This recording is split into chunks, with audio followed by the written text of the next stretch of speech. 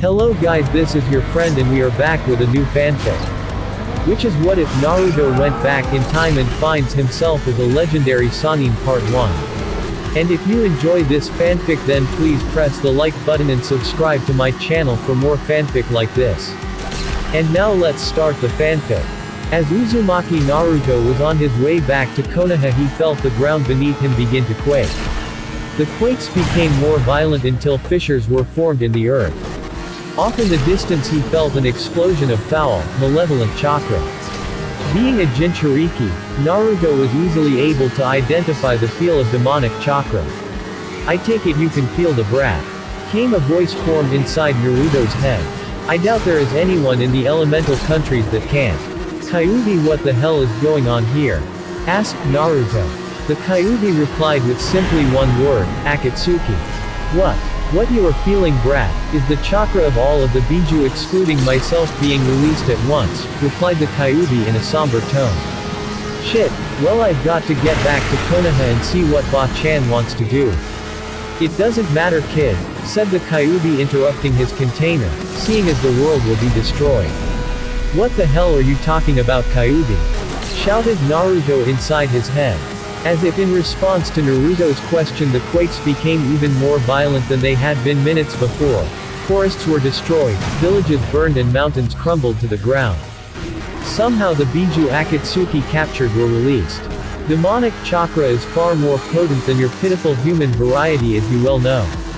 Your world cannot handle such an amount of demonic chakra being released all at once. And as such this world has begun tearing itself apart. Naruto fell to his knees after hearing this. The information hit him with more force than any of Tsunade's punches. Everyone was going to die, himself included. It didn't even occur to him to see if the Kyuubi had been lying. Somehow, deep down, he knew the great fox demon was telling the truth. Iruka-sensei, Ayame, Ichiraku Ojisan, Kakashi-sensei, Yamato-sensei, Kurenai-sensei, Gai-sensei, Lee, Kiba, Shino, Choji, Neji, Ino, Shikamaru, Tenten, Enko-san, Tamari, Gaara, Hanabi, Sai, Ba-chan, Ero Sennin, Sakura-chan and Hinata-chan. As his thoughts rested on his girlfriend, his heart felt like it would rip in two when he thought about her dying. They saw when you're about to die you see your life flash before your eyes. Well, Naruto flashed back to the events that led to him and Hinata getting together. Just over 1 year ago, Team 7 had their final reunion with their long-lost teammate, and it was an encounter that Uchiha Sasuke did not survive. A small group of Konoha ninja had launched an assault on a compound of the snake Sannin Orochimaru. While Jiraiya, Tsunade, Kakashi and Yamato dealt with Orochimaru and Kabuto, Naruto and Sakura were left to deal with Sasuke. He was furious when Naruto told him that he had already killed Itachi and that Orochimaru kept it from him. Sasuke retaliated to running his Kusanagi grass cutter through the one person that loved him more than life itself, Haruno Sakura. Luckily the wound wasn't fatal and Sai was able to deal with the wound. However, the fact that Sasuke had tried to kill Sakura sent Naruto over the edge and he finally went all out and threw their friendship out the window. And when everything was said and done, Fuden, Rasengan Wind Release, Spiraling Sphere, is infinitely more powerful than Chidori Thousand Birds. So it was that Naruto had finished what Itachi had started. The Uchiha clan was wiped off the earth forever. Afterwards Sakura quit as a shinobi and fell into a deep depression. She shut herself off from everybody for 3 whole months. Naruto assumed that Sakura hated him for killing Sasuke and began to fall into depression himself. But throughout all the aftermath of Sasuke's death, Hinata was there for him. Within a few weeks Naruto came to terms with what happened and was back to his usual self. Hinata and Naruto continued to spend lots of time together and a month later Naruto fulfilled one of Hinata's greatest desires. Hinata got her first kiss from Naruto. And aside from the protests of the Hyuga elders, whom were quickly dealt with by Tsunade, it had been smooth sailing ever since. Tears started to form in Naruto's eyes but sadness was quickly replaced with unbridled fury towards those responsible for the founding of Akatsuki, Konan, Pain and Uchiha Madara. But there were other things to deal with at the moment, so he quickly pushed those thoughts out of his head. He then asked the Kyuubi probably the most important question of his life. "Hey Kyuubi, is there anything we could do to fix this?" The Kyuubi was silent for a moment and Naruto waited for its answer rather than yell and scream as he was known for. "Well brat, there is something we could try. But it is incredibly dangerous and will most likely result in both our deaths." As if sensing what Naruto was about to ask, the Kyuubi answered before Naruto could even ask the question. "Time travel. Baka Fox, everybody knows that time travel is impossible," claimed Naruto angrily. "It is impossible for you humans and yet that hasn't stopped you from trying for generations," said the Kyuubi with disdain. "However, there is a demonic technique that allows travel through time. The problem however lies in the fact that you are not a demon and there is not enough time to properly prepare the technique." "So what does that mean then?" "Well, even if you are a mere human, knowing you that would prove to be no problem. However, the technique entails a complicated set of seals drawn on the ground in concentric circles, which we don't have time to do properly. Basically, since the seals will be incomplete, we will probably both die," said the Kyuubi seriously. "Well, you know me Kyuubi," said Naruto to his tenant, "I've been defying the odds all my life, let's do it." Inside his cage the Kyuubi began carving out a series of seals with his claws. The time was of the essence and many of the seal circles were improperly aligned, while others were left incomplete.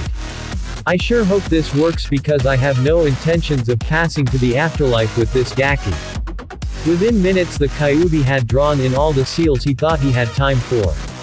Naruto notes that the sky had turned blood red and the severity of the earthquakes continued to increase. He also noted a faint orange glow coming from the direction of Konoha. "Alright brat, we're as ready as we're gonna be. So first I'm going to pour my chakra into the seals to activate them. Then I am going to force out as much of my chakra as I can through the seal to hopefully create a tear in time.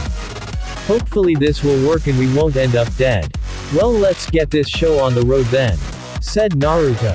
"One thing before I start, since the seals are incomplete, I have no idea where we will end up in the past if this works. Oh, and this will hurt worse than anything you have ever experienced." Naruto was about to respond to the Kyuubi when suddenly he felt the Kyuubi release more of its chakra than ever before. And true to his word, Naruto found himself in more pain than he ever thought humanly possible.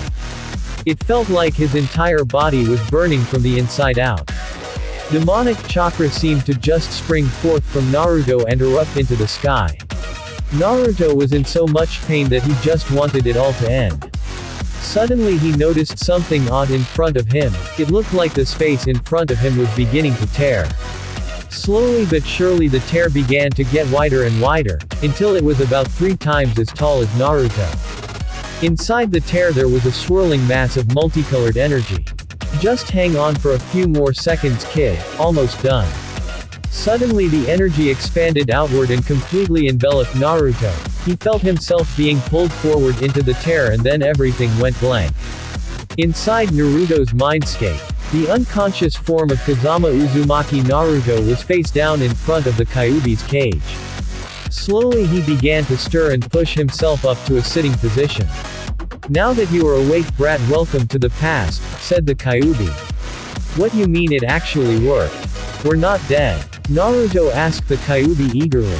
"No brat, we are not dead," replied the Kyuubi while snickering. "However, there are a few complications. First off, we are much farther back than we should be, decades before you were born. I am not certain exactly how far, but luckily we are only a mile or 2 from Konoha, so it won't be too hard to find out." After spending 17 years with the Kyuubi, Naruto could say that he knew the fox pretty well. Years of deception and plots to gain freedom had granted Naruto unique insight to the demon. So he knew there was something the Kyuubi wasn't telling him. "Well, at least I'm alive. I'll deal with the other stuff when I make it to Konoha. So how about you tell me whatever it is you're trying to keep from me?" The Kyuubi bared his fangs in what could be considered a sly grin. Indeed, he found it increasingly more difficult to keep things from his vessel over the years. "You're not as dumb as you look anymore brat. It seems that somehow the time travel process has separated us. I am finally free from you." A look of pure terror washed over Naruto as he began to consider the implications of what this could mean. Although the two had gotten along better in recent years, Naruto knew that the Kyuubi would still devour him and probably destroy Konoha if given the chance. Ah, the beautiful stench of fear. You don't know how long I've waited to see you fear me, brat. But lucky for you, I won't be sticking around to devour you. What the hell do you mean? Asked Naruto. From the first day I met you, it's been one day I will free myself from this prison and devour you, blah blah blah. Indeed, normally I would seriously consider devouring you, but there is no need for that. I can feel my soul gradually leaving your body and merging with my own body in this time. After the process is complete, it seems I will be returning to Demon World. So I suppose you and your village lucked out. Stated the Kyuubi simply. Realization slowly washed over Naruto's face. So you mean? Yes, you won't have to worry about me stopping by the day you were born, as I will be leaving this world permanently. Just don't ask me how a doorway to my world is opening or why we're being separated. I couldn't begin to tell you. I don't believe it. I'm gonna be normal. Nobody calling me demon brat. No Akatsuki coming after me. I'll just be Naruto, plain and simple. So as you know, over time our chakras have been merging, and as such the healing properties I have granted you over the years will remain once I am gone. And as you know, due to this you will live longer and age slower than most humans. But I wanted to leave you with one more parting gift, so to speak. Suddenly Kyuubi's claws shot out from between the bars and one impaled Naruto right through the seal. Suddenly a spiraling column of demonic chakra erupted from Naruto's body. Once again Naruto felt like he was on fire, but he noticed that the chakra slowly went from being red to a purple color, and then it began to turn blue and be absorbed into his body. Again Naruto lost consciousness due to the pain. Gradually, the Kyuubi began to fade from sight. Well brat, it's been pretty interesting. Don't take this the wrong way, but I hope we never meet again as long as we live. Said the Kyuubi before he, along with the cage that had once contained him, faded completely. When Naruto regained consciousness, he found himself in a bed staring at a white ceiling. Damn it, I would recognize the Konoha hospital no matter what time I'm in. Naruto thought to himself while groaning slightly. Well young man, I see that you have finally woken up. Spoke a voice that Naruto found vaguely familiar. Slowly Naruto sat up in his bed and turned towards the door to his room to see who it was that had spoken to him. When he finally saw who it was, his eyes went wide with shock. Granted, he was much younger than he was in Naruto's time, but he could recognize this person anywhere. Oji-san, is that you? Asked Naruto weakly. Standing in the doorway of Naruto's hospital room was indeed Sarutobi, but going from what Naruto remembered from history lessons, the Sarutobi before him was in his prime. Naruto heard someone chuckle from behind Sarutobi before speaking. Well Saru, this boy's lack of respect aside, he seems to recognize you. As Sarutobi stepped aside, Naruto's eyes went even wider, if that was possible, as a figure stepped into the room that Naruto had only seen pictures of. In front of him was the man who had helped his older brother establish Konohagakure no Sato, the village hidden in the leaves. Standing in front of Naruto was the Nadaime Hokage. That was the only thought going through Naruto's head as he looked right at a young Sarutobi and the Nadaime Hokage. When the Kyuubi said there was no telling how far back he might end up, this was definitely not what he had in mind. That line of though led Naruto to notice that his mind felt a bit less crowded than usual. Wait a minute, where the hell is the Kyuubi?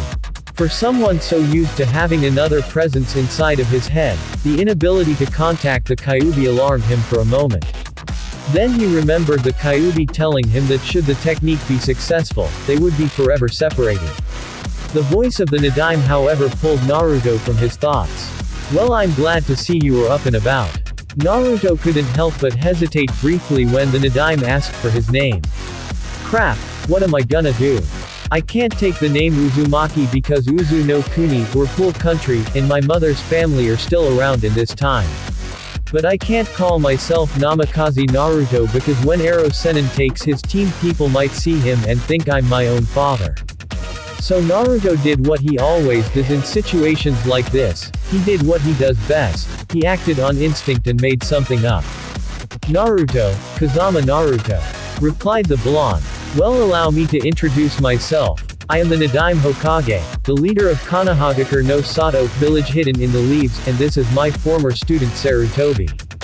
Now that you're awake Naruto, I hope you are well enough to tell us a few things about you. Naruto nodded and the Nadaime took this as a sign to continue. You see, a strange flash of light was reported early this morning near the training grounds. This light was followed by a massive surge of chakra, and then you were found by Sarutobi where the chakra surge was reported. And he found you with these.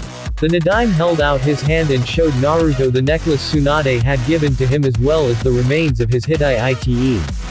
Naruto was at a loss. He had just assumed he would end up at some point in his past, not decades before even his father was born. I always assumed that I would have to explain a few things to Oji-san. He would know I was lying but would still trust me anyway. He was at a crossroads. He could either tell the truth about what had happened and be declared insane, or he could lie. Tough decision. I came from a small village near the borders of Fire Country. I came to Konoha in hopes of becoming a shinobi. Said Naruto, hoping the two men would just accept what he was telling them. Did you now? Said the Nadaime while smiling. Well, I will assume you have had previous training then. However, you will still have to be tested. You will be released from the hospital today, and an aspiring shinobi will need some equipment. At this, Sarutobi tossed Naruto a small pouch that was filled with money along with a scroll with an address. That scroll is the address of the hotel you will be staying at for now. Use the money to buy some clothes and equipment, then meet me at Training Ground 13 in 3 hours. As Naruto walked through the streets of Konoha, it was becoming clearer and clearer that this was not his Konoha. Nobody was looking at him like it was a crime simply for him to be breathing. Some shop owners were even greeting him as he walked down the street. He was simply a newcomer to the village. The biggest reminder that he was no longer in his time was when he walked to Ichiraku Ramen out of habit, only to discover that it wasn't there. He remembered that Tachui was younger than the Sandaime in his time, which would make him even younger than Naruto was right now. Ichiraku Ramen won't exist for decades. Thought Naruto to himself as tears welled up in his eyes. After observing a moment of silence for the loss of Ichiraku Ramen, Naruto decided to eat at a barbecue place before going to buy some clothes and supplies. Finishing his lunch, Naruto entered a shinobi supply store, but he was a bit unsure what to buy as far as clothing. He was no longer a chunin, so the traditional Konoha shinobi outfit he wore in the future was out. But he had finally realized that orange was not an appropriate color for a shinobi, so going back to one of his 2 orange jumpsuits was also out. He finally decided on black shinobi sandals along with standard black shinobi pants with ankle wrappings. And the outfit was completed with a form-fitting mesh undershirt and a black gi with silver along the lapels and collar. As with everything Naruto wore, he had a red spiral sewn on the back of his gi. After ordering a few extra copies of his outfit, he also bought a fully stocked supply pouch, 2 sets of kunai and shuriken with holsters, exploding tags, as well as a small kanji brush, as well as ink and blank scrolls. Confident he had everything he would need, Naruto paid for his purchases. As he was about to leave, a set of weight bands caught his eye. He used the last of the money he had to purchase the weights before deciding to find his hotel room. Once Naruto found his hotel room, he proceeded to get ready to meet Sarutobi later. As he finished getting ready, he put the rest of his purchases away before realizing he was already 10 minutes late. Suddenly, a brief memory, a certain gray-haired sensei of his flashed through his mind and he smirked. Maybe I'll try it just once. Just to see why Kakashi-sensei enjoyed doing it so much. 30 minutes later. Where in the world could he be? This was the thought going through Sarutobi's mind as he continued to wait for Naruto, who was already 40 minutes late. What kind of aspiring shinobi would be late to their own genin exam? He was pulled from these thoughts as a certain blonde finally arrived at the training ground. Yo, Naruto, where have you been? Asked Sarutobi in a somewhat annoyed tone. You are 40 minutes late. Sorry about that, I got lost on the road of life. Said Naruto, perfectly mimicking the trademark excuse of his former, or rather future sensei. The man who would become the Sannin Hokage sweat dropped upon hearing Naruto's ridiculous excuse for his lateness. "Well, now that he's here, Saru, I guess we can get started," said an amused Ninjavibe Hokage as he emerged from the forest. So the two shinobi took Naruto through the various portions of the Genin exam. They were quite impressed. With the exception of his above-average ranking with Genjutsu, he performed exceptionally in all other areas. Had he been at the academy, he might have beat out Orochimaru for Rookie of the Year, thought Sarutobi to himself. All that was left now was the ninjutsu exam. "Alright Naruto, you've done a great job so far. All that's left is the ninjutsu portion of the exam. You will have to perform Kawarimi, substitution Bushin, clone technique, and henge transformation," explained Sarutobi. Without missing a beat, Naruto disappeared in a puff of smoke, and in his place was a log. He then emerged from the forest just behind where they were all standing. "As for Bushin clone technique, I've always been unable to properly perform that jutsu, but," Naruto formed a familiar cross-shaped seal and cried out, "Kage Bushin no Jutsu, Shadow Clone." Another Naruto suddenly popped into existence right next to the original and grinned at the Hokage and future Hokage in front of him. "He can perform Kage Bushin. Who in the world is this boy?" were the thoughts of the two as they looked at Naruto in awe. Well done Naruto. Now finally please perform a henge transformation." A sinister grin appeared on Naruto's face. The two didn't quite understand why, but for some reason that grin filled them with fear. But before either could figure out why, Orioke, Onn no Kobushi no Jutsu, double knockout girls technique. There was a puff of smoke, and when it cleared, Sarutobi and the Ninjavibe were not ready for what they saw. In front of them were two 19-year-old girls with pigtails. But what really caught their attention was the fact that both girls were very shapely, and very. They never had a chance. "Ah!" Both men screamed as they were propelled backwards into a tree, thanks to the stream of blood coming from each of their noses. They both slid down the tree and slipped into unconsciousness with lecherous grins on their faces. Suddenly the girls vanished and left behind an extremely amused-looking Naruto. "Geez, maybe I should have used Orioke no Jutsu instead. My ultimate perverted technique might have been too much for them." It took a few minutes, but the two eventually recovered. Needless to say, Naruto passed the exam with flying colors. The new black Hitai around his forehead marked Naruto as a shinobi of Konoha. "Well Naruto, congratulations on becoming a Konoha Genin," said the Hokage. "You can meet your team tomorrow morning, 8 o'clock at Training Ground 7. "Alright then, see you old guys later," said Naruto as he turned to leave. "Oh, and Naruto," said the Hokage to his newest shinobi, "that technique and any other hentai jutsu of yours are all now S-ranked forbidden jutsu." Naruto's hotel room. After he had left the training grounds, Naruto went to eat some dinner and then went straight back to his hotel, where he was left alone to his thoughts, and then it hit him. He was all alone, again. He tried to tell himself over and over that they hadn't died, rather that they had not been born yet. But it was all the same to him. Alone was alone. The life that he had in Konoha was gone forever. Eventually Kazama Naruto would be born. He would have a happy childhood, a mother and father who loved him. Everyone in Konoha would respect him as the son of the Yondaime. Eventually he would follow in his father's footsteps and become a shinobi. One day he might even fall in love with Hyuga Hinata. And while Kazama Naruto could grow up and do these things, it wouldn't be him. Try as he might, Naruto couldn't stop the tears from falling. Suddenly, he realized that this wasn't going to fix anything. "I'm always saying that I would do anything for my precious people, aren't I? Sitting here bitching and moaning isn't going to fix anything. I have a chance to change things in the past so their future will be different. So what if I'll have to sit back and watch?" His old life was gone, and he would have to come to terms with that because that life would belong to someone else. However, even though his old life was gone, that didn't mean that he couldn't make a new one here, in this time. As the thoughts in his head started taking a more positive turn, Naruto drifted off to sleep. Hokage's office. Konoha was a relatively new shinobi village, but even so the Ninjavibe Hokage was already becoming somewhat of a legend. He had helped found Konoha with his older brother. And he was feared in battle due to his rage and blade and his ability to use Suiten Jutsu without a water source. As great a warrior as he was, the greatest enemy of all cages managed to defeat him every time, paperwork. It was an unrelenting enemy that never diminished and had an infinite number of allies. So when Sarutobi came into his office he was very grateful for the distraction. Busy with paperwork again I see Hokage-sama. Saru, how many times must I tell you that it is not necessary to address me that way?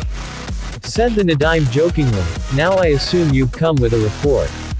Yes sensei, we have pushed the enemy back deeper into their territory than we had anticipated. They have also suffered significant losses. Said the Hokage thoughtfully as he stroked his chin, it appears that we can finally put an end to all this bloodshed. Have another battalion ready to move out with me tomorrow morning. Hopefully we can convince them to sign a treaty rather than be forced to destroy them. Do you really mean to do it after this war is over, sensei? Yes, I think the end of a war is a fitting time for change. The next generation is ready to take over. Besides Saru, I think you'll make a fine Hokage. You are already known throughout the shinobi world as the Professor, and the God of Shinobi, and most importantly you would do anything to protect your village and its people. Sarutobi was happy that his former sensei had so much faith in him. He had been selected to become the Sandaime Hokage over his major rival for the position Danzo. I'll try my hardest to live up to you and the Shidaime's faith in me. Now what about Naruto? Asked Sarutobi. Well, the fact he was lying about where he came from aside, he seems to be highly skilled as a shinobi. Should he prove to be loyal I think we can expect great things from him in the future. It's strange sensei, began Sarutobi, we both know he wasn't telling the truth about where he came from but I'm not worried about him being a possible spy. I can't explain it, but I just know I can trust him. Well, I honestly hope your intuition is correct. In either case you'll be able to keep an eye on him from now on. The first four-man squad in Konoha's history, you have your work cut out for you, Saru. The alarm in Naruto's hotel room went off and without so much as a groan he got up and went into the shower. Spending 2.5 years constantly traveling with Jiraiya, he had been woken many times at odd hours in the morning. As such, getting up early was no longer a problem anymore. He briefly entertained the idea of being late again. After trying it once he could see why Kakashi did it so much. It was fun seeing people's reactions to his excuses. But seeing as it would be his first time meeting his team he decided it would be better to make a good impression. So he got dressed, went out for some breakfast and then began to make his way to Training Ground 7. He was a bit early so he walked leisurely through Konoha towards his meeting place. It's going to be strange seeing the training ground again without them. Naruto mused to himself. As he arrived at the training ground he froze in shock at what he saw. He had never expected this to happen. Why in the hell didn't I expect this? They were both there when I called Sarutobi Oji-san, so it makes sense for them to put me on a team with someone I was familiar with, even if they didn't know how. Well Naruto, welcome to Team 7. Sarutobi then introduced him around. He had thought Jiraiya was lying when he told him that Tsunade was flat-chested as a genin, given her future development. But lo and behold there she was, flat-chested and all. Naruto was thankful that Orochimaru wasn't very talkative. He had greeted him and said hello, but that was all. It took everything Naruto had to keep his face blank and keep from projecting killer intent at the future Snake Sannin, but he had. But after he met Orochimaru he noticed that someone was missing. Well Naruto, it appears your final teammate is Ua. Sarutobi never got to finish his sentence due to a smoke bomb that went off in front of them. Naruto's sweat dropped. He knew what was coming next. Sure enough, as the smoke began to clear, he heard a voice. Behold, Konoha's greatest shinboy and master of stealth. The one whose supreme manliness and good looks can woo women twice his age. The great Jiraiya-sama has arrived. I can't believe he does things when he's 50 that he used to do when he was 12. Naruto couldn't help but laugh as he looked at his future sensei. Sure, his unruly white hair was much shorter, as were the red markings under his eyes, but he was still Jiraiya. I wonder if he already peeks at the hot springs at this age. Knowing him, the answer is probably yes. Though Naruto to himself, well, new kid, I see you've already met Orochimaru, and flat chest over he. This time it was Jiraiya who didn't get to finish his sentence, courtesy of a punch from Tsunade that planted him on the ground. Pervert. I told you to stop calling me that. It's not my fault I haven't developed yet, Jiraiya Baka. Screamed Tsunade. Unknown to the two of them, but both Sarutobi and Naruto had the same thought going through their head as they watched what was happening in front of them. This is going to be interesting. Naruto's first week as a member of Team Sarutobi had been interesting to say the least. Their time had mostly been spent working on D-ranked missions and team-building exercises. And did they ever need it? Although getting used to a fourth team member was not the problem. Sometimes Naruto couldn't believe that these three bickering children would eventually become the greatest team of shinobi that Konoha would ever produce. Having only been on the team a little over a week, he hadn't gotten to know them particularly well yet, but that would come in time. He did seem to naturally get along with Jiraiya and Tsunade, however. I suppose that's natural. Even though they're only children, I did get to know their future selves pretty well. In a way, I know them better than they know themselves, Naruto mused to himself. Orochimaru, however, was a different story. Naruto preferred to keep him at arm's length. He knew he wasn't exactly being fair. There was no guarantee that he would become the Orochimaru that Naruto remembered, but for no, he couldn't help it. Every time he looked at him, he saw Orochimaru, S-rank missing nin and Konoha's greatest traitor. There were also times where some of his mannerisms were eerily reminiscent of Sasuke, which struck another nerve. And then there was Sarutobi, who aside from being 30 years younger was the same kind old man he'd always known. Right down to the way he would look at Naruto and seemed to be able to read him like a book. This would probably explain why he had been paying special attention to him. Not that I blame him. I figured that no matter what I said, Oji-san would know I was lying. Pushing those thoughts out of his mind, Naruto decided to finish getting ready to go train with his team. After all, he was already 30 minutes late. 10 minutes later. Damn it, Sarutobi-sensei, where the hell is he? Screamed a frustrated Jiraiya. As Sarutobi looked at his other two genin, he could see Orochimaru was visibly frustrated and that if Naruto didn't show up soon, Tsunade might just take her frustration out on Jiraiya.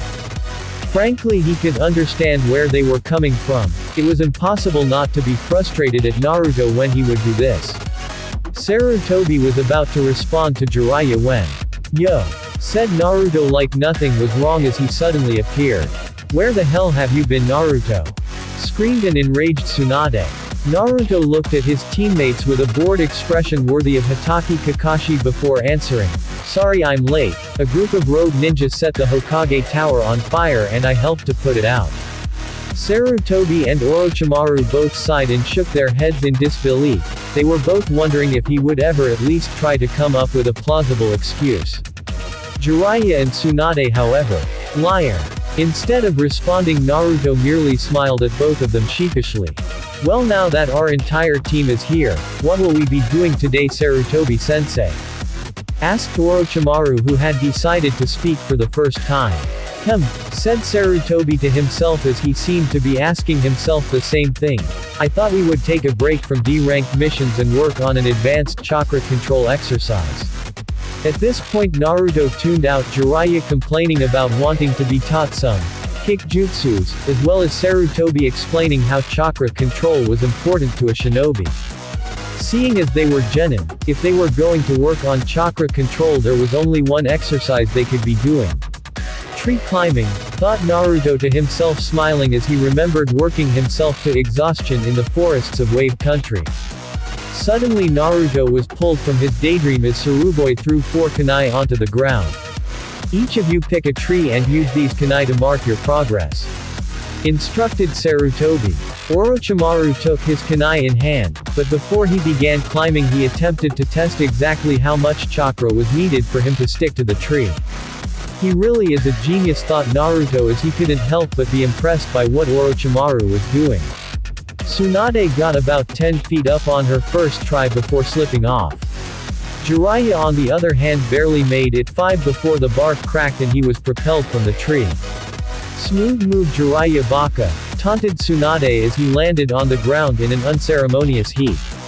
Before Jiraiya could respond, Orochimaru finally began to climb his tree, and he made it twice as far as Tsunade had before, marking his progress as he began to slip. Well done Orochimaru, and you as well Tsunade. Jiraiya, you could stand to learn something from how Orochimaru approached this exercise, said Sarutobi. At this Jiraiya was fuming. It's always Orochimaru this, or Orochimaru that. Suddenly everyone noticed that Naruto had started to climb his tree. He made it about halfway up before he fell, surprising everyone, Sarutobi included. That was very good Naruto, praised Sarutobi as he stared at Naruto intently. He wasn't the only one, the rest of his team was looking at him oddly as well, especially Orochimaru. I suppose he isn't used to being outdone. Well, that's definitely better than I did my first time with this exercise. But judging by the look Oji-san is giving me, I suppose I did a little too well. Thanks Sarutobi-sensei, said Naruto while smiling. He wasn't used to getting too much positive attention. Naruto began to notice that the dynamic between Jiraiya, Orochimaru and Sarutobi was not all that different than that of himself, Sasuke and Kakashi was. With that in mind, he couldn't help but sympathize with Jiraiya a little, so he decided to help him out. Not bad for a first try you two, the key is to use the proper amount of chakra, said Naruto to his blonde and white-haired teammates. Jiraiya, you need to try using less chakra, while you on the other hand Tsunade need to use a bit more. Heeding their teammates' advice, the two got back to work. Tsunade began to gradually improve her progress, but Jiraiya was still struggling, so Naruto decided he might need a little extra motivation. You know Jiraiya, the sooner you finish with this tree climbing exercise, the sooner you can go peeping at the hot springs, whispered Naruto into his teammate's ear. The white-haired boy suddenly went stiff, and Naruto was confused because he was sure that would be exactly what Jiraiya needed for motivation. He was about to apologize when Jiraiya turned around, and Naruto saw something that both amused and frightened him. His teammate had a fire burning in his eyes that was often referred to as the flames of youth by a certain pair of green spandex-wearing individuals. Geez, I thought only Lee could do that. Suppose this proves there really is such a thing. Scary, but at least I won't have to listen to any speeches about the flames of youth for a few decades, thought the former Jinchuriki with a shudder as he remembered how enthusiastic Lee and Guy could be sometimes. Alright, let's do it, yelled a very determined Jiraiya. Naruto couldn't help but laugh. No matter what age, beautiful women seemed to be Jiraiya's ultimate motivation in life. By the time Sarutobi had decided to call it a day, he was surprised at the progress his genin had made in only a day. Naruto was about 2/3 up his tree while Orochimaru was about halfway up his. But what was surprising was that Jiraiya had actually passed up Tsunade and was only about 10 feet behind Orochimaru. You four have done very well with this exercise. In addition to our training, I advise you to work on this exercise on your spare time. In addition to improving chakra control, it also helps to build your stamina and chakra reserve. Sarutobi-sama. Sarutobi didn't get a chance to finish speaking to his genin. A messenger had came with news of the war. An agreement had been reached to end the war. But it had come at a heavy price. The Nadaime had fallen in battle. As Naruto lay on the bed in his apartment, his thoughts were erratic, but for the most part he kept thinking about different things that had happened since he'd been in this time. His apartment reminded him of the fact that he had moved in the day that the Nadaime had left for the front lines. Then his mind drifted to Sarutobi and Tsunade. The Nadaime's death would probably hit the two of them harder than anybody. He was more to those two than just the leader of Konoha. To Sarutobi he was a mentor and a friend, while to Tsunade the man was family. Thinking about Tsunade had made him remember his first meeting with his new teammates. Flashback. The three young genin were looking at their new team member with confusion evident on their face.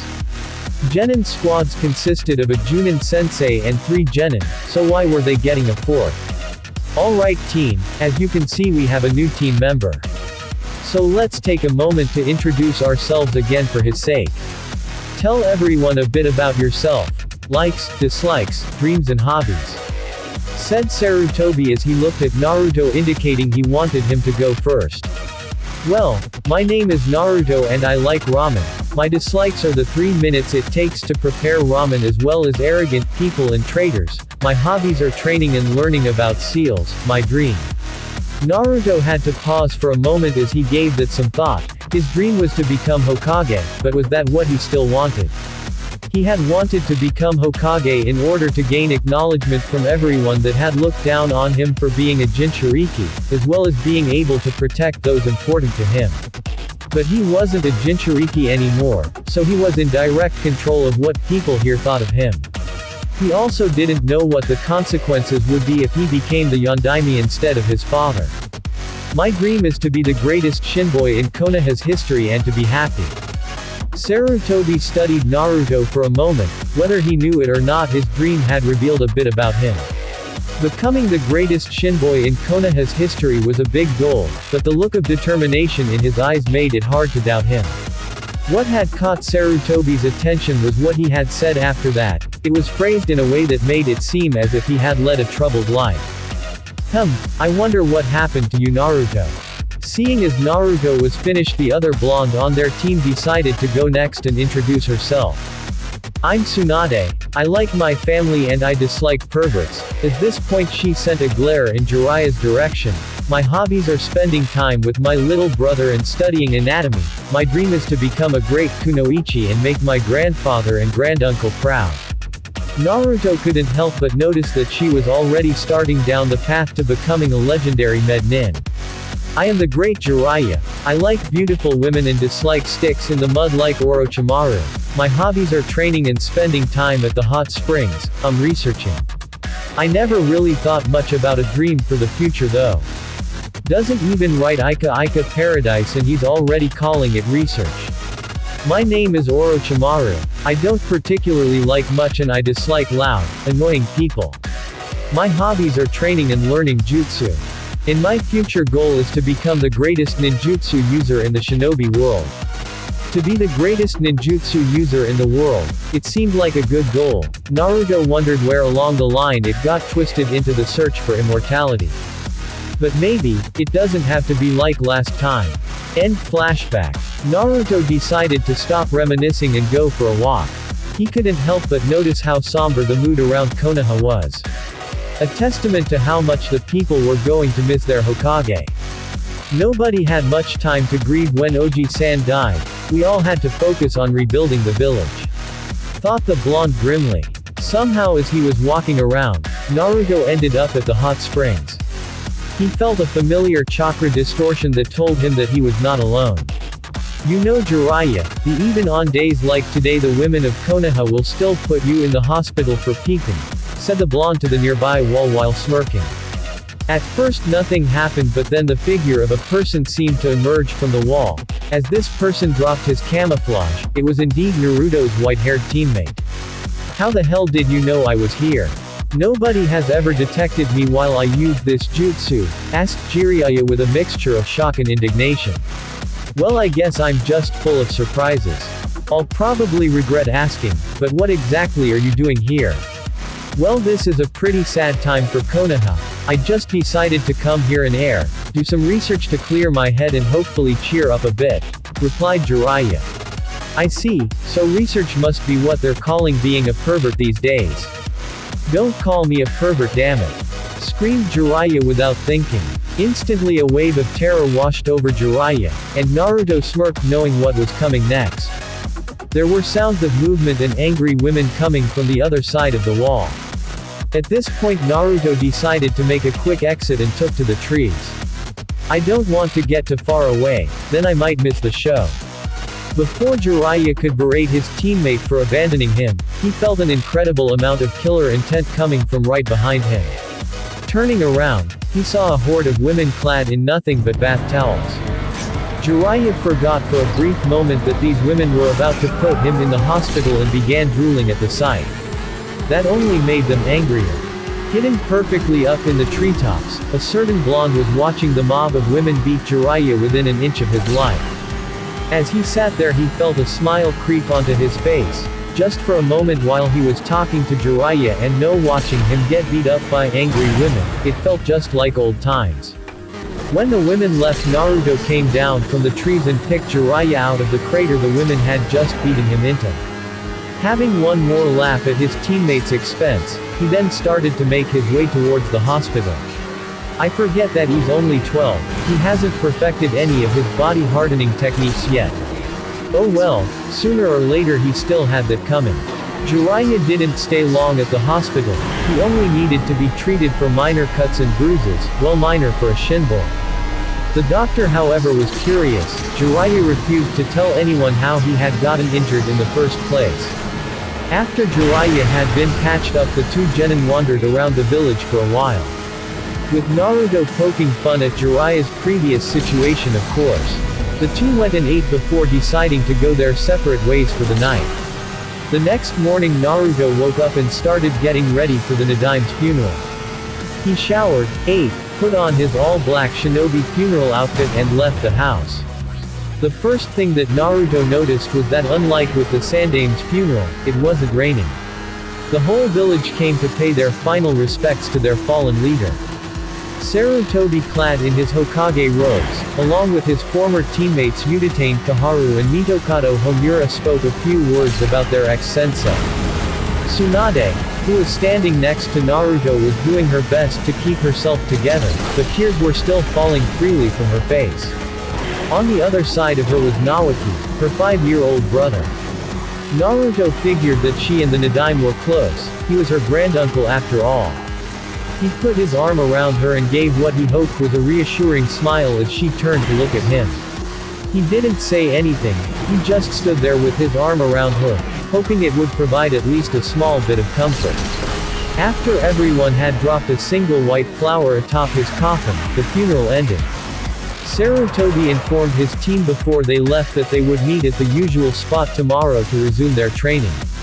Tsunade's parents took Naoki and headed off, while Tsunade headed off by herself in the opposite direction. For some reason Naruto felt that she shouldn't be alone, so when he went with her, Naruto didn't know what to say and figured that Tsunade didn't seem to be in much of a talking mood, so the two walked in silence. Apparently Tsunade didn't have a destination, she just wasn't quite ready to go home, so the pair just walked around Konoha. After about half an hour or so Tsunade finally started to head home. When the pair got to her house, Naruto simply said goodbye and gave her a hug before walking off towards his own house. As he turned the corner he missed Tsunade's smile and mouth a silent thank you before heading inside. The week after the ninjavibe's funeral it was business as usual for Team Sarutobi, they resumed their usual schedule of missions and training. With Sarutobi being the Sandame now, it was difficult for him to balance training his team and running Konoha, so it was not uncommon for him to send a group of Cage Bunchins, shadow clones, to work with his team whenever he was busy. It had now been 6.5 months since the funeral, and Sarutobi was currently preparing his genin to enter the Chunin exams. There had been one a few weeks after the ninjavibe's funeral, but Sarutobi had not allowed his team to enter. He preferred instead to further develop his team's skills as well as giving them a chance to gain more experience. Jiraiya of course was furious at not being allowed to enter, but he did recognize that having the Hokage for a sensei would make them a huge target. They didn't need the fact that they were rookies to make it worse. After all, a genin team entering a Chunin exam at the first opportunity was almost unheard of. And so they were currently finishing up their last training session. Tomorrow morning they would be leaving. "Alright, good job you four," said Sarutobi before adopting a serious expression they had only seen a few times from him. "Before you all head home I would like to talk to you." "What is it, Sarutobi-sensei?" asked a curious Orochimaru. "Well, as you know, tomorrow we will be leaving for Kusagakure where the Chunin exams will be held." "Sensei, isn't Kusagakure still a relatively new village? Why aren't the exams being held in one of the larger villages?" asked a puzzled Tsunade. "As you all know, recently there has been a great deal of conflict between all of the elemental nations recently. Though the fighting has ceased, the hostility between villages is still quite high, And frankly it was a better idea to hold the exams at a smaller, neutral village, explained Sarutobi. So basically nobody trusts anybody else, right Sarutobi-sensei? Said Naruto. I suppose that's pretty accurate. Now remember, I want you all to be careful, people have been known to die during these exams. But despite the danger I want you all to try your best. Hi sensei. Replied all 4 genin simultaneously. With that all members of Team Sarutobi went their separate ways and went home to prepare for tomorrow.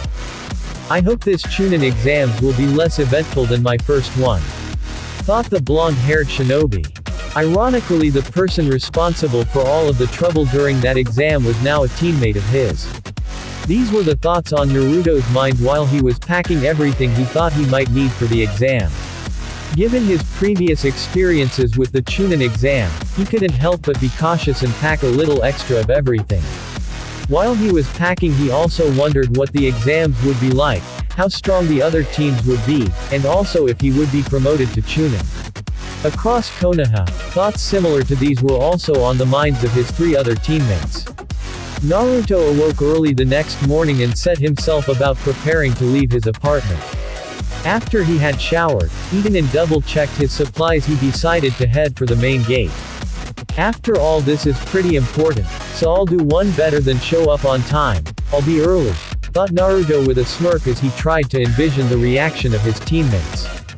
He arrived at the gate a full 20 minutes early, to notice to only person there was a very surprised-looking Orochimaru.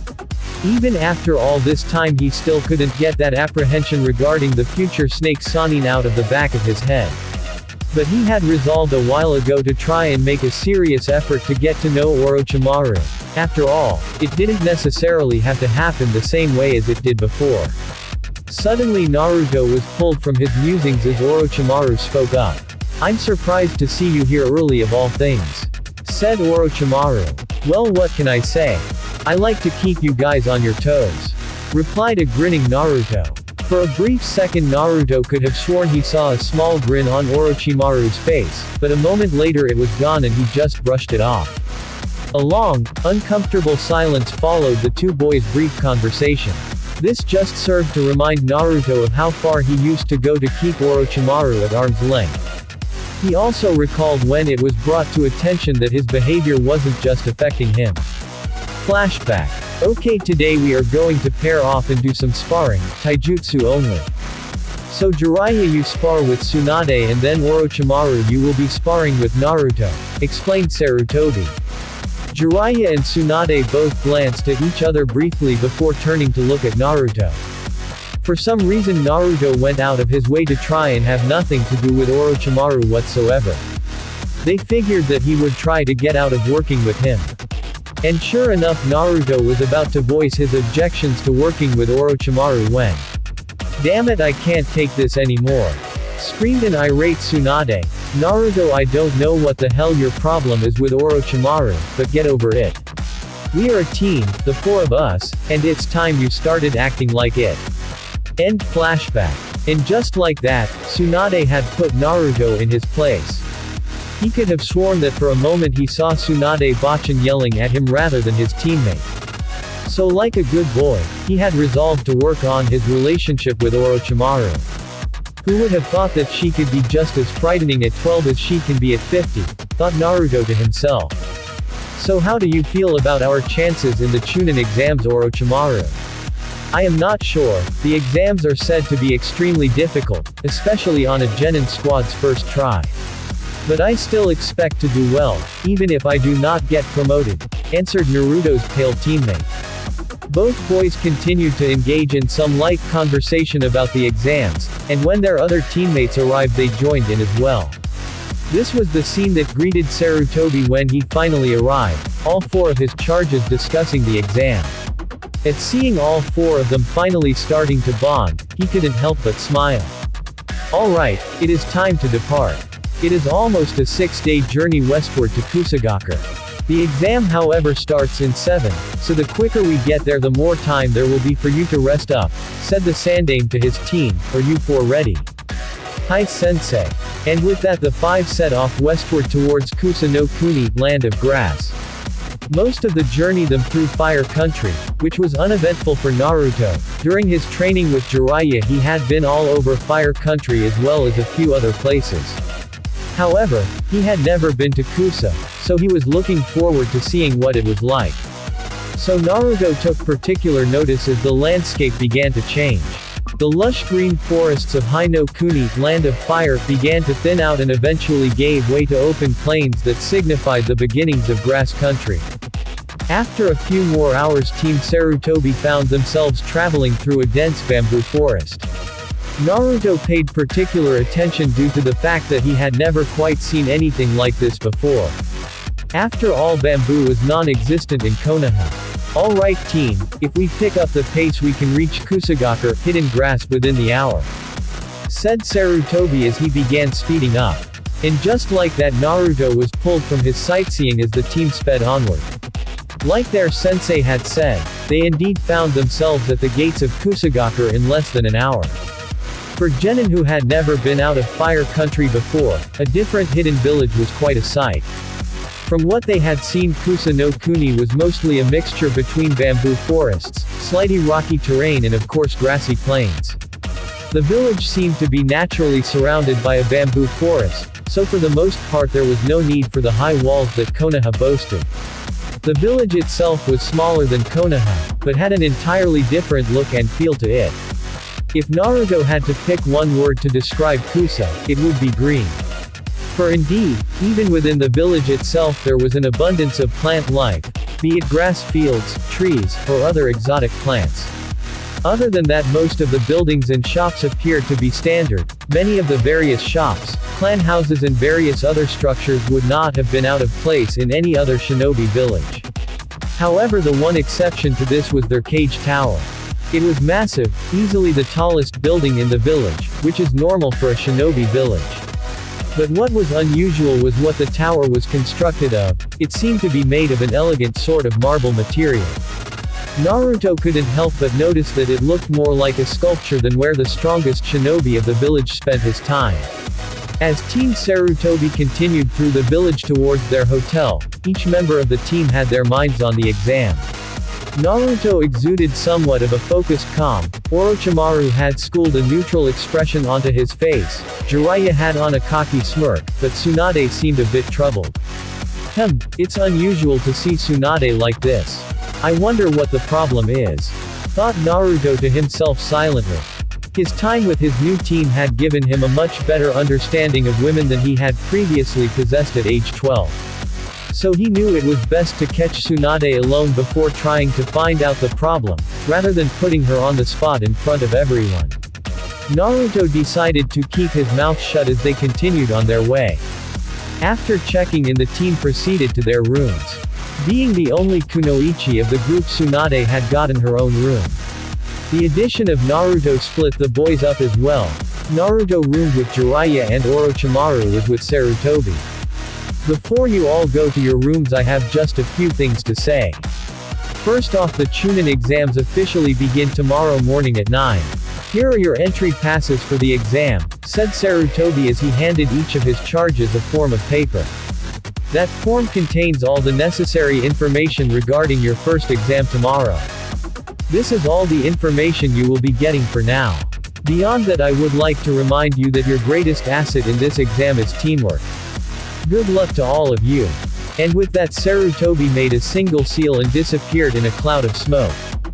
Damn, I really need to learn that jutsu, said Jiraiya and Naruto simultaneously. It was near dinner time already upon their arrival to the hotel, so the four teammates decided to get some dinner before turning in for the night. Upon Naruto's insistence, they ended up at a ramen bar, where he proceeded to try all the local flavors, all 10 of them. Both Naruto's teammates and the owner of the ramen stand looked at the increasing pile of empty ramen bowls next to Naruto with a mixture of awe and disgust. Naruto, how in the hell can you eat so much ramen? Screamed a frustrated and grossed out Jiraiya. At this, Naruto paused from his eating, looked up and responded with a single phrase. I just love ramen. Before getting right back to devouring whatever bowl of his favorite food that happened to be in front of him. Anyways, continued Jiraiya, I can't wait for the exams to start tomorrow so the world can bear witness to the amazing skill of the great Jiraiya-sama. Who knows, I might even kick your pale face. The only outward sign that Orochimaru had even heard Jiraiya was a twitch above his left eyebrow, signifying his anger. It would be unwise to underestimate the other participants of the exam, and besides, it's impossible for me to be defeated by someone as stupid as you, Jiraiya Baka, said Orochimaru. Watching the two of them go back and forth like that, Naruto couldn't help but laugh and think how different it was watching this happen from an outsider's perspective. Naruto briefly turned to his left to notice that his fourth teammate was no longer with them. As quietly as he could, Naruto paid for his meal and left the stand to find his wayward teammate. Luckily, Naruto found Tsunade the first place he looked for her. She was standing outside of a local gambling parlor watching all of the action. Once she noticed Naruto, she decided to resume walking, this time towards their hotel. They walked in complete silence, however Naruto was intently watching his teammate and could tell something was troubling her. Once they got inside her room, Naruto decided it was time to break the silence. So Tsunade, I can tell that something is bothering you, would you like to talk about it? Asked Naruto gently. The two stared at each other for what seemed like an eternity, with Naruto simply waiting for Tsunade to explain what was wrong and Tsunade debating whether or not she really wanted to tell him. She didn't know what it was, but something in those blue eyes of his made Tsunade want to confide in him. Well, I was just thinking about the Chunin exams and Naruto was now back in his own room. He had spent quite some time talking with Tsunade, longer than either of them had realized. Not that it bothered him, he enjoyed talking to Tsunade. He was now attempting to get ready to go to sleep, but for some reason he couldn't explain, he was antsy. I don't know why I can't just get to sleep. This Chunin exam is going to be completely normal, well, as completely normal as anything in the shinobi world can be. It's not like I have to worry about Orochimaru invading. So why do I get the feeling that something is going to happen during these exams? Doing his best to push these thoughts aside, Naruto soon found himself drifting off to sleep. He had woken up a bit early the next morning, he was too excited to sleep. Even though this would be his third Chunin exam, Naruto still found himself looking towards it. So he showered, ate, and then went about the business of getting dressed and gathering the equipment he would need today. Naruto slipped out of the room as Jiraiya was just beginning to wake up, and decided to wait for his team in the lobby. A little less than an hour later, the four members of Team Sarutobi were making their way to where the first portion of the exam would be held. Each of their faces held a look of absolute determination. Thinking about his team and this exam, Naruto couldn't help but smirk mentally. They'll never know what hit him. It wasn't nearly as impressive the third time around. That was what Naruto couldn't help but think looking around at the assembled genin. He noticed that most of the genin were sending some pretty hostile glares in Team Sarutobi's direction. I guess being personally trained by the Hokage as well as being the only team with a fourth genin paints a pretty big bullseye on our backs, lucky us, thought Naruto dryly. Meanwhile, the rest of Naruto's team was doing their best to mask any apprehension they might have been feeling upon seeing how hostile everyone seemed to be towards them. Although Orochimaru and Jiraiya were doing a better job than Tsunade, her refusal to show any weakness was the only thing to keep her from shivering at the multitude of glares upon them. As Team Sarutobi headed towards an unoccupied corner of the room, they never noticed a team from both Iwa and Kiri paying them particular attention. So that's the Hokage's team, huh? Asked one of the Kiri genin, who had black hair tied into a ponytail. Yeah, but they don't look like much, replied one of his teammates, a brown-haired Kunoichi. Before the last of the Kiri team, a blue-haired nin could agree with his teammate, he was interrupted. You Kiri nin would do well not to underestimate anyone trained by the god of shinobi, came a voice from right next to the Kiri team, which belonged to an Iwa nin with long silver hair and a muscular build. They are no doubt quite skilled, especially that blonde boy. While the Iwa nin was speaking, his eyes never left Naruto.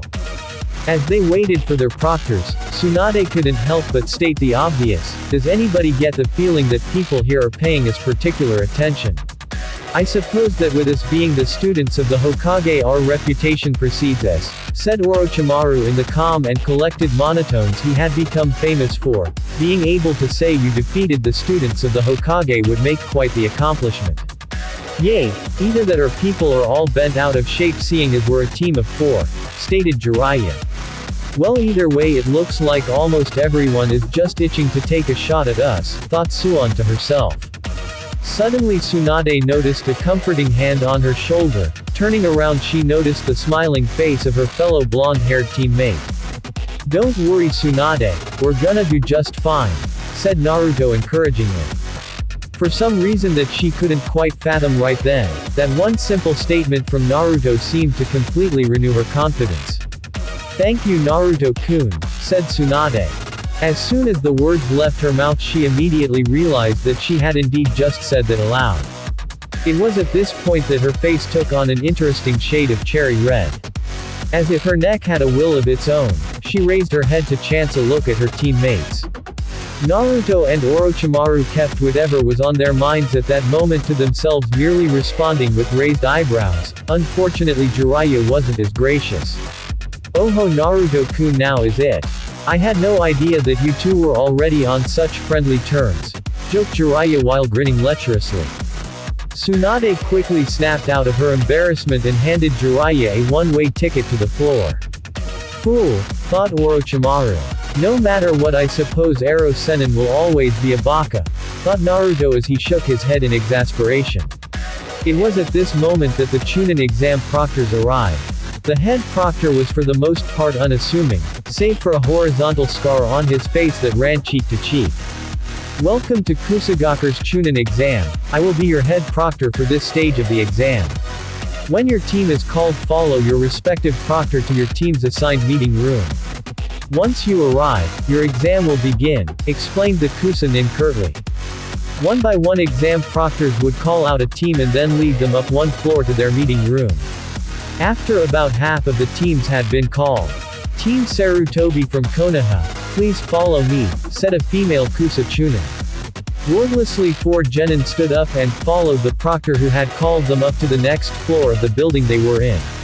This floor consisted of what looked to be mostly offices. Soon after the members of Team Sarutobi found themselves in a small room that had been made to resemble a mission planning area. I will be your proctor for this portion of the exam, you may refer to me as Taka, stated the woman. Well Taka-san, what are our instructions for the first exam? Asked Orochimaru.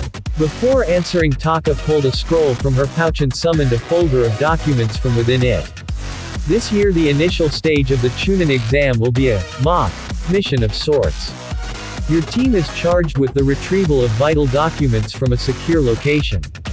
This folder contains all necessary information regarding your mission. I will remain in the room to answer any questions you may have. You have 2 hours to plan out your mission beginning now. And with that, Taka handed the genin the folder of documents and let them get to work. Going through the documents, it was stated that the exam would take place near the northeastern section of grass country near the border to Earth country. Simply put, they had to make their way to an outpost roughly 10 kilometers from their starting position and retrieve a document. In actuality, however, it was much more complicated. For one thing, they weren't the only team to be assigned to retrieve a document, and they're only a limited number. Secondly, not all the teams were assigned to retrieve a document, some were assigned to secure the compound and the surrounding area. After about 30 minutes of reviewing the information given to them, Jiraiya was the first to speak. Damn, this could be tricky. Not only do we have to get to our destination within the deadline, but we also have to get there quick enough to make sure we get a document as well as avoid the other teams trying to stop us. Glancing at the map of the area they were given, Orochimaru suddenly had an idea. Taka-san, would it be acceptable if we made individual copies of the map for ourselves? Hi, that is allowed, replied Taka as she fought to keep the grin off of her face. Tsunade, Jiraiya and Orochimaru went to start copying the map onto a spare scroll. Naruto, however, thought to adopt a different approach. Before any of his teammates could ask why he wasn't copying the map, he stood up and made a single, cross-shaped seal. Kage Bunshin no Jutsu, Shadow Clone Technique. As 4 clones of Naruto suddenly came into existence and set themselves to the task of making copies of the map, 4 people had to pick their jaws up off the floor. After all, a genin shouldn't be capable of making Cage Bunshin's shadow clones. Well, this group is definitely full of surprises, thought Taka. The Narutos ignored the shock of their teammates and continued copying the map. Once the maps were finished, the remainder of the team's time was spent going over strategy. They decided to get to the compound as quickly as possible, avoiding combat whenever possible. Since there was no way of knowing how well guarded the compound would be, they decided to plan their infiltration once they got there. The final thing they did before time was up was discuss what to do in the event they became separated. It was at this point that Taka once again made her presence known. Well, your 2 hours is up. Congratulations on passing the first exam. She exclaimed cheerfully. Shock was evident on the faces of Tsunade, Jiraiya and Orochimaru. Naruto, however, was facing away from everyone so nobody could see his face. Suddenly he began to laugh. Well damn, why didn't I think of that? He said to himself. What the hell is so funny? And what do you mean we just passed the first exam? The first exam is what we just spent 2 hours planning, said Jiraiya with an irate tone, obviously not appreciating being left out of the loop. Chunin are expected to be able to effectively lead a squad of shinobi, thus making you responsible for the lives of your teammates. Not only must you be able to effectively lead a mission, you must also effectively plan for a mission. Those who foolhardily charge into situations unprepared will end up getting themselves or their comrades killed. Trash like that are not fit to become Chunin, explained Taka. Remember what the head proctor told us at the meeting room. He said the exam would begin as soon as we were separated, stated Naruto in an amused tone of voice. And indeed it did, but even though you didn't know you were being tested, you passed with flying colors. You all have the rest of the day off. Meet at the area indicated on the map tomorrow at 10 AM to begin the second exam. And again, congratulations on passing the first exam, said Taka before unlocking the room and letting everyone file out. As the Konoha genin left to enjoy the rest of their day and prepare for tomorrow, Taka couldn't help but be impressed. The team of the Hokage had passed with flying colors. Those 4 are something else. I get the feeling one day the whole shinobi world will know their names, she thought to herself with a smile before leaving. Alright, we kicked on the first exam, yelled an enthusiastic Jiraiya, pleased with his team's recent success. Said team of genin was currently walking through the streets of Kusa, both enjoying the rest of their day as well as trying to find their sensei. After all, Sarutobi would definitely be interested in knowing how his team performed. However, one of them decided to voice something that had been on their minds since the exam. Naruto, began Orochimaru, drawing the attention of his teammates, when did you learn Cage Bunshin's shadow clone? Suddenly Tsunade and Jiraiya had their eyes on their 2 other teammates, for they too had been wondering where Naruto had learned such an advanced skill. As Naruto looked at Orochimaru, he noticed he had the same look in his eyes that he had when they did the tree climbing exercise all those months ago. A mixture of curiosity with a slight twinge of jealousy. A look that surprisingly, his teammates were mirroring. Crap, thought Naruto to himself, I should have known they wouldn't just let that drop.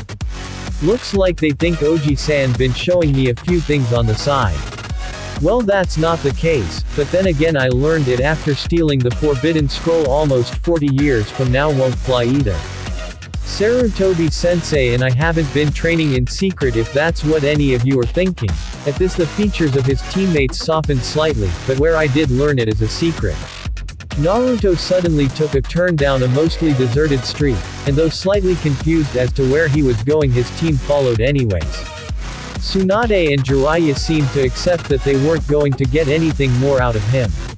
Orochimaru on the other hand was about to question Naruto further when the blonde in question stopped moving and turned around. You might as well come out now. Suddenly 3 blurs jumped down and landed in front of Naruto and his team. He recognized them as the team from Kiri without even needing to look at their Hitai-ite. At the sudden appearance of enemy genin from another village, Tsunade and Jiraiya pulled out kunai and assumed defensive positions. Orochimaru and Naruto on the other hand didn't appear to be threatened by these newcomers at all, at least to the untrained eye. Well, for all you Konoha in this jumpy, spoke the tallest of the trio. A blue-haired boy who held a sheathed katana in his left hand. Why don't you tell us whatever it is you came here to say and stop following us around, said Tsunade. This blue-haired nin from before spoke again. Very well Tsunade, I suppose it's only prudent for us to get to the point of our visit. This statement earned raised eyebrows from Team Sarutobi. I suppose we shouldn't be surprised that you know of us, spoke Orochimaru. After all, most shinobi would want to keep an eye on any shinobi trained by the cage of another village. It was at this point that the lone female on the Kiri team spoke. Tsunade, Jiraiya, Orochimaru and Naruto, students of Sarutobi the Sandaime Hokage aka the Professor or God of Shinboi. We came here to tell you that you four will be our targets for this exam, we will defeat you. Throughout this whole meeting, the third member of the team from Kiri, a boy with black hair tied into a ponytail, who had two wakizashi sheathed on his lower back, never took his eyes off Naruto. And to be honest, he was starting to get a bit annoyed.